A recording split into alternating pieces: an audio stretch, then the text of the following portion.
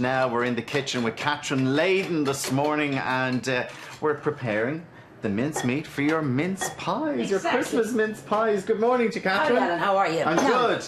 Now, a bit cold. We're fine. People always like to make their homemade mince pies, and it's time to do it now. Absolutely. And you're saying the fruit that you've left over, maybe if you've made your Christmas cakes or your plum puddings, ideal. a great way to use up your fruit. And there's nothing better than your own homemade mince meat, Alan.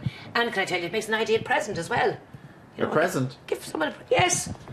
I'd love a present of someone's homemade mince meat. Oh, would you? I would. I'd love it. Like that? Yes. Little bow on it? Yes. Little bit of gingham, a red ribbon on it. Anyway, to make a red ribbon. Yeah, a red gingham, a red ribbon. I tell you. Now, here we have 175 grams, that's 6 ounces of our light muscovado brown sugar, Ellen, right? Mm-hmm. And then into that we're going to add the dry ingredients, which are simply 175 grams, 6 ounces of sultanas.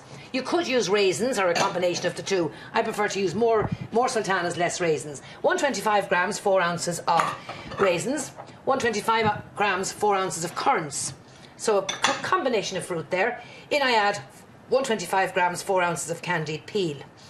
Now, they're the dry ingredients. Just mix it all together. I'm now going to add to that, and it's the spices that really give the mincemeat its flavour. Yeah. So we're going to add to that. I have to admit, I'm not a great fan of mince pies. Now, I know Mark adores them, and he thinks like Christmas is not Christmas. Well, I'm the same as Mark. And I sincerely hope Mark likes my homemade mincemeat, okay? Hiya, pet. Hello, darling. How are you? He's coming out to see how it's done. Are you going to do this? No. We've put a teaspoonful of cinnamon, teaspoonful of mixed spice. You're going to make them at home, and a good pinch. We have some in the oven for Mark. Stop what I'm saying is, you're going to make this at home now and surprise the family. Of course he will. They can burn water. Good pinch of nutmeg. Okay, now, finally to that, I'm going to add about 1 ounce of chopped nuts. Now, this is just the mincemeat. At this stage, you could add some cherries if you wished, but I like to add fresh gorgeous, isn't it? Oh, you can't beat it. Can't beat your own. So the spices again are ground mixed spices, ground nutmeg, and ground cinnamon. Exactly. So now, if you have allspice, you could put a pinch of that in as well, but if you don't use it all the time, there's no point in getting it. Now, I've just put in some fresh cranberries. I love fresh cranberries in my mincemeat. Then, we add to that, now, some people use suet for their mincemeat and for their plum puddings. That's the old-fashioned way, isn't it? The old-fashioned way. And there's your suet. Now, you can use a low-fat suet or a vegetarian suet, but that's not suitable for celiacs. I think it's important to mention that. Or the pure beef suet you can use as well. I prefer, to be honest, to use, excuse me, melted butter. Hello. You feel my cholesterol level? Just looking at it. And then about 3 tablespoons of black Jamaican rum or brandy. Oh, get it in That's there. That's your idea. Get it in there, Cynthia. I'm telling you. And then we add about 3 Bramley apples. Now, but this makes a good few pounds of mincemeat. So it does. Now, we were talking about apples, and you're saying the Bramley apples that you like to use the Bramley apples. I think the Bramley apples to give a better flavour to your mincemeat. Oh. Yeah, because they're slightly more tart and more exactly. And they combine very well with the cranberries. There's an awful lot of sweetness in there as well, so you need something to balance that, don't you? Oh, it's gorgeous. I love the contrast in the Bramley apples and the cranberries. Now, what I do is I leave that overnight just to absorb the flavours. Then the next day we transfer it into our jam jars.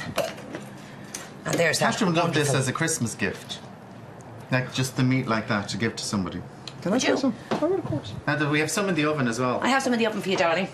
Hot ones. So, do you mind, or you've got a clean spoon? Try that. No, it's beautiful, seriously. Yeah, no. Absolutely gorgeous. I'm not mad on it now. I'll try one of the pies. Now, here we have some mince pies. Heated. And that's a tip for heating your mince pies. What? Wrap them in tin foil and into the oven for about 15 minutes. Okay. Okay, we'll dust them with some icing sugar for you. You leave them overnight in the fridge. In the jug, in the bowl. And then transfer them to sterilised jars. Like jam jars or these Kilner jars work as well. Mark, try one. I have some stuck in my tongue. Oh, stop! Oh, he comes out to taste it and we choke him. Yeah. Cough it up there, love. You'd be grand. Haven't got a drop of rum to give him either. Give him a drop of brandy there, set him off for the day.